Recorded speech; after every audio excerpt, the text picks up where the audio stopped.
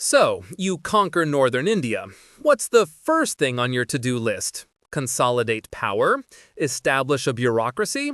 No, if you're the first Mughal emperor Babur, you complain about the lack of melons and build a nice garden.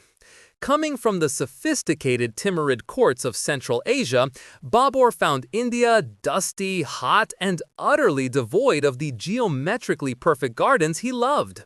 He wasn't a massive builder of monuments, he was more of a landscape artist with an army.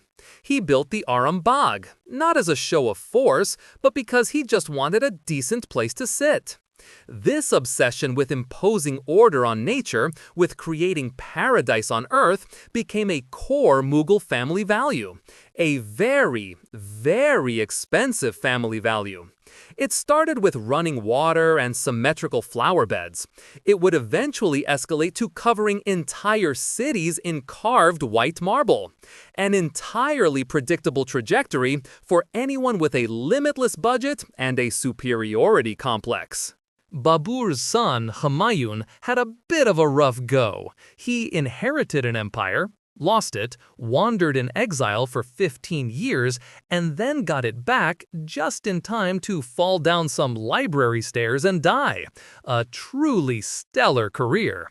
But his legacy is one of the first great masterpieces of Mughal architecture, his tomb.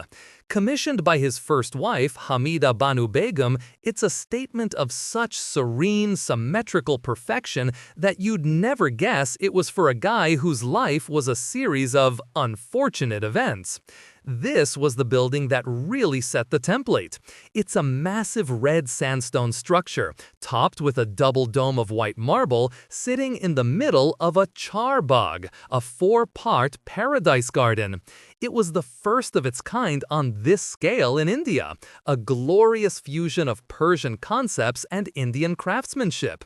It basically screamed, "My husband may have been a political disaster, but look at this magnificent tomb," a sort of postmortem's consolation prize.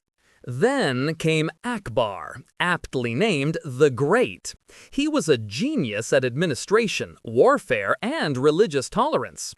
His architectural ambitions were just as massive. He decided to build an entirely new capital city from scratch, Fatehpur Sikri. It was a sprawling complex of palaces, mosques, and public buildings, all crafted from a glorious red sandstone. He built the Diwani Khas, a public audience hall with a bizarre central pillar connecting to 4 bridges, presumably so he could listen to arguments from a position of maximum dramatic effect. He built palaces for his wives of different faiths, each in a unique style.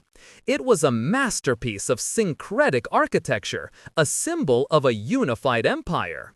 And then, after only 14 years, he just left. The whole city was abandoned, likely due to a lack of water. An entire capital, a marvel of urban planning and imperial vision, turned into the world's most expensive and beautiful ghost town. A classic case of brilliant concept, slightly flawed execution. Akbar's son Jahangir was less interested in building cities and more interested in botany, collecting art, and enjoying a good cup of wine. Or several. His reign represents a shift from grand, masculine red sandstone to something more expensive. The real architectural trendsetter was his incredibly powerful wife, Nur Jahan. For her father's tomb, a man with the catchy name of Itimadu Dawla, she commissioned a structure that changed everything. It's smaller, more intimate, but it's a jewel box. This is where red sandstone gets swapped out almost entirely for pristine white Makrana marble. And more importantly, this is the first major use of pietra dura, the intricate inlay of semi-precious stones like lapis lazuli, onyx, and topaz into the marble. They weren't just building walls anymore, they were decorating them with jewelry. This decision would have catastrophic consequences for the imperial budget down the line. And now we get to him, Shah Jahan, the undisputed heavyweight champion of architectural extravagance.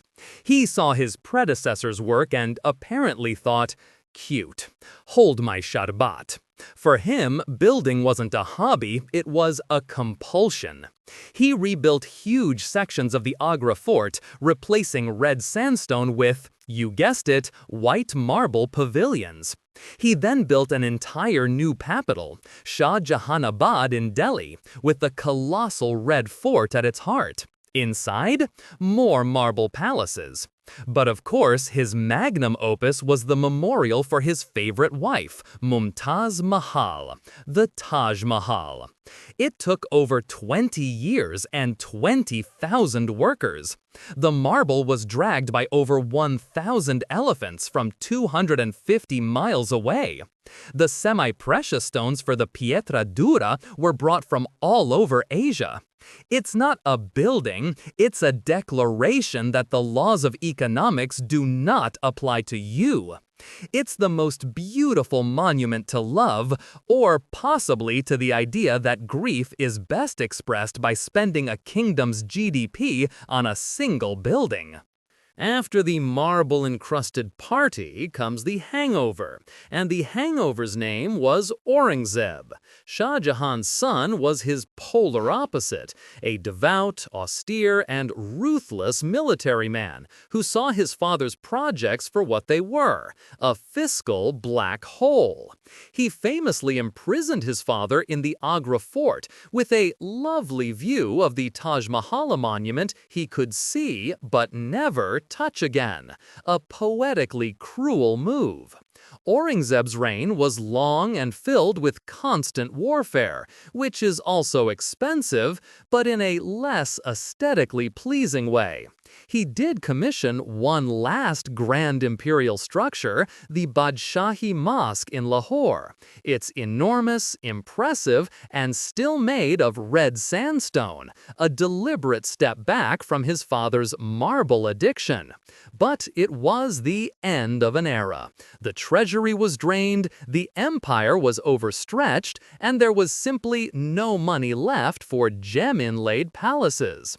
Aurangzeb tried to balance the books, but trying to fix the Mughal finances at that point was like trying to patch a sinking ship with good intentions.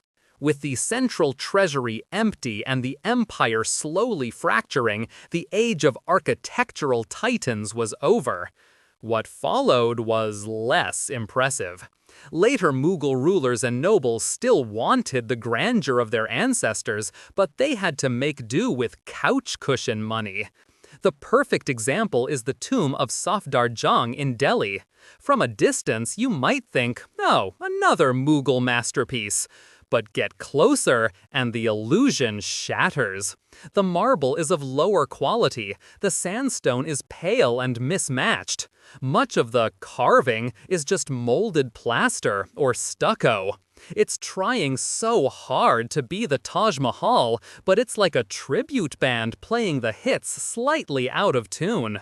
It's a sad, beautiful metaphor for the empire itself. The design was still there, the ambition was a faint echo, but the substance, the wealth, and the power that made it all possible were long gone. They inherited the blueprints for paradise, but could only afford to build a cheap imitation.